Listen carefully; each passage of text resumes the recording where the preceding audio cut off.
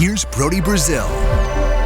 So here we are now officially into March 2025, and on the final day of this calendar month, the Tampa Bay Rays have a huge deadline to make and a decision to go one way or the other with. On one hand, they can just move forward with the stadium project that they proposed more than a year ago. The city and the county, they're already signed up. They've already got the approvals for funding. It's done if the Rays want it done.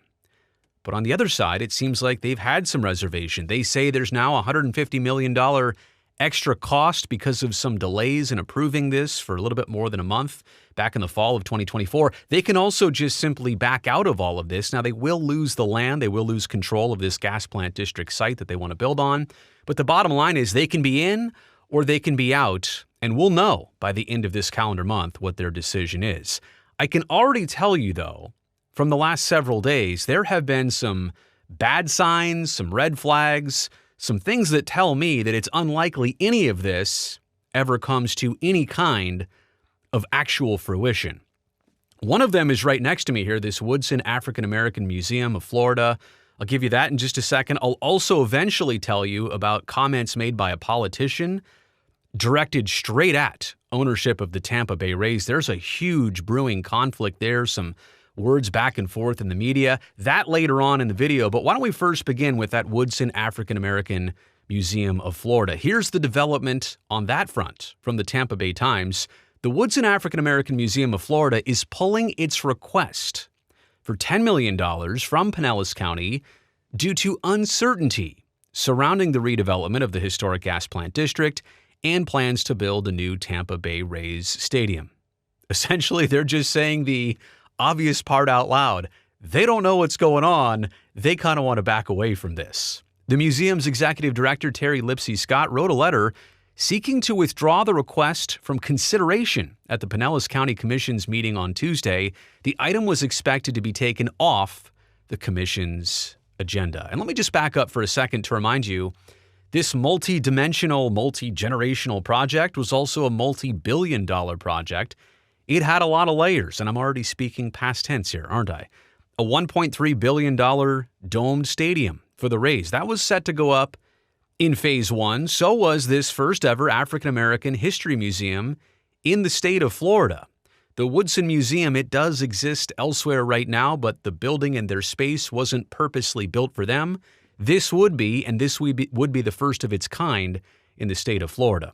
Also on this site, affordable housing, condos, shops, and offices. And as I mentioned before, all of the public funding for this, to the tune of $742 million, has already been approved back in December by Pinellas County and by the city of St. Petersburg. And it's just simply up to the Rays to meet a couple deadline and checklist items by March 31st and kind of indicate their decision, whether they're in or whether they're out. But the fact that an entity like this museum is backing out, now they're kind of protecting themselves because they don't want to get into this and borrowing money and starting their own commitments. They don't want to get into this seeing that nobody else is fully squared away. But this is what the quote is here from Lipsey Scott. Despite our best efforts, we face challenges in meeting the criteria set for this year's capital funding cycle, particularly given the uncertainties surrounding the master development of the gas plant redevelopment project, Lipsey Scott wrote, adding that the museum plans to reapply, quote, when a greater degree of certainty has been reached. Essentially, they still like the idea. They love the opportunity. This is where they'd want to be. And that site has a lot of historic and cultural significance. It's a perfect spot for the museum. They're just realizing that the writing's kind of on the wall here that this is not at least instantly going to happen, so they're out for now. Like, call me when you're ready for it, basically. The museum's plan was to open with the stadium and the first phase of development in time for baseball opening day 2028, this according to the Tampa Bay Times. The Rays have said delays in votes have pushed the opening of a stadium to 2029. The Woodsons' plan to open with the stadium depended on whether the Woodson can raise enough money to start construction on time. And so why blame them? Why do they want to go through the process of raising money and getting a loan and doing all the paperwork only to find out, oh, the Rays in Pinellas County and St. Pete didn't have their act together and now we're on the hook for all this stuff we signed up for. So they kind of said, well, we're out for right now. So that's one side of it. That's one red flag about this entire situation. Here's the other one. Chris Latvala is a Pinellas County commissioner.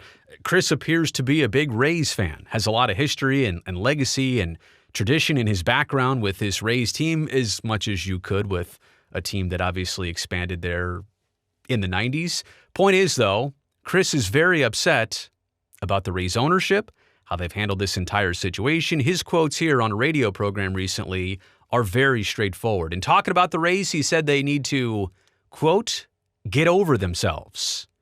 He says Matt, Stu, and Brian, as in team president Silverman, owner Sternberg, and other team president Ald, Matt, Stu, and Brian are making things up.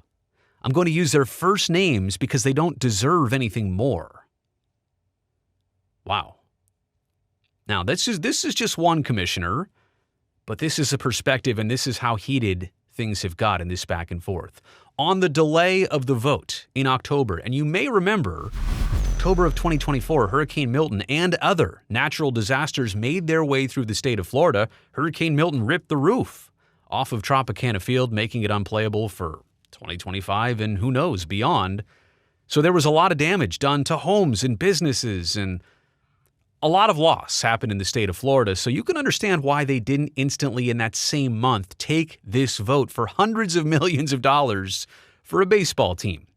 Chris said this, quote, had that October meeting been so important to the Rays, where the vote was delayed and didn't happen, had it been so important to the Rays, I would imagine they would have been here, end quote. Apparently the Rays weren't there for October. I had thought it was November that they were not present for, but apparently November and October as well. The point is, Chris calling the Rays out at pretty much every opportunity. Quote, they're literally lying to our residents. I welcome them, the Rays, to come to a meeting and show us that they have a $150 million shortfall that was the cause of a 21-day delay, where the vote was obviously not taken. And I'm not here to say that I disagree with what he's bringing up, but the fact that it's coming publicly, the fact that it's so blunt, the fact that it's so straightforward, more on that in just a second. Brian, Matt, and Stu, just first names only, need to be reminded that the Hurricane Milton did not just hit the Trop. It hit a bunch of other folks, and folks that are not millionaires and billionaires, end quote. And so normally at the end of my videos, I do takeaways. I think they're straightforward and pretty easy to see in this one. It's all bad on a lot of different levels here. This thing is devolving more than it's evolving. It's moving away more than anything is actually moving forward. I don't see how the Rays come ahead and say, well, we do want to do this after all. And maybe with the Rays at one point when they proposed all this, it was a good idea. Maybe the cost of inflation, or maybe interest rates going through the roof, or maybe just simply the cost of construction that they could not have predicted. Again, they put all this together probably multiple years ago, kind of pitched it officially last year, shook all the hands, took all the pictures. They came up with the slogan, here to stay, when maybe all of that was premature. Maybe all of that was yet to actually be decided. And now here it is decided, and it's their decision. And maybe it's not the commitment decision that they were initially thinking about making anymore. So going back to Chris Latvala for a second, though, I mean, I understand his fandom. I understand his passion. I understand what he's trying to do. It seems like he's trying to expose the Rays and force something to happen, force a sale to happen, force Major League Baseball to jump in and force a sale. I want to say from background and experience, it doesn't seem to work that way. It doesn't seem to work that baseball jumps in and fixes all of this. It doesn't seem like a Stu Sternberg, unless he's on the fence with selling the team. We've also heard that report too.